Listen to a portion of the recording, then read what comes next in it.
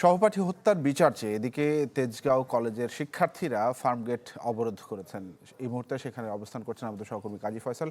বিস্তারিত জেনে আসবো তার কাছ থেকে। ফয়সাল, সহপাঠীর যে হত্যার যে বিচারের দাবিতে তাদের যেই যৌক্তিক যে দাবিটি নিয়ে তারা এই সড়ক অবরোধ করছেন, সেখানে আইন শৃঙ্খলা পরিস্থিতিটি কেমন এবং তাদের শিক্ষার্থীদের অবস্থানটি আসলে এখন কেমন, শান্তিপূর্ণ রয়েছে কিনা সব মিলিয়ে সার্বিক পরিস্থিতি?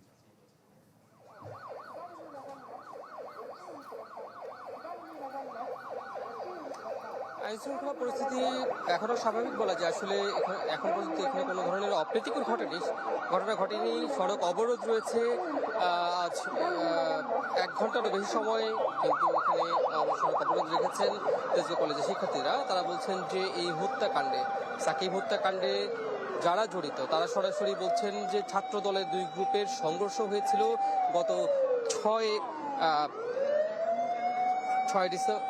6 ডিসেম্বর এবং এরপরে কিন্তু 4 দিন সাকিব একটি হাসপাতালের আইসিইউতে চিকিৎসাধীন ছিলেন এবং গতকাল অর্থাৎ 10 তারিখে সাকিব মারা যান এবং এরপরে কিন্তু ফুঁসে উঠেছেন শিক্ষার্থীরা।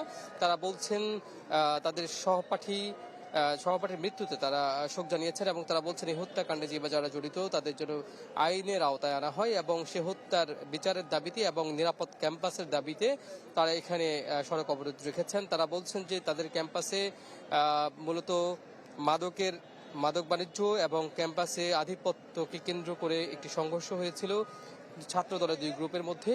এর পরবর্তীতে সাধারণ শিক্ষার্থীরা এই পরিস্থিতিতে তারা প্রতিবাদ জানায় এবং এই প্রতিবাদে তাদের উপর পাল্টা হামলা হয় এবং উভয় পক্ষের মধ্যে সংঘর্ষের ঘটনা ঘটে এবং পরবর্তীতে সাকিব সহ মোট 3 জন এই সংঘর্ষের ঘটনায় আহত হয় এবং 3 জনই কিন্তু গুরুতর আহত হয়েছিলেন। সাকিব মারা গেছেন এবং আরো 2 জন কিন্তু চিকিৎসাধীন আছেন।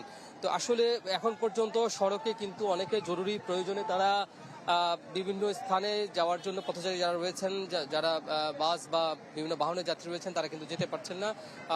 চরম ভোগান্তির মধ্যে আছেন রাজধানীবাসী। মূলত এই ফার্মগেট দিয়ে যারা যাতায়াত করবেন তারা কিন্তু এখন যাতায়াত করতে পারছেন না, শুধুমাত্র অ্যাম্বুলেন্সগুলো যেতে। ফয়সাল, ধন্যবাদ আপনাকে আমাদের সঙ্গে যুক্ত হওয়ার জন্য। দর্শক, ফার্মগেটের সার্বিক পরিস্থিতির খবর জানাচ্ছিলেন আমাদের সহকর্মী। নতুন বাংলাদেশ গড়তে এলো জুলফিকার স্টিল। জুলফিকার স্টিল, ইস্পাত দৃঢ় অঙ্গীকার।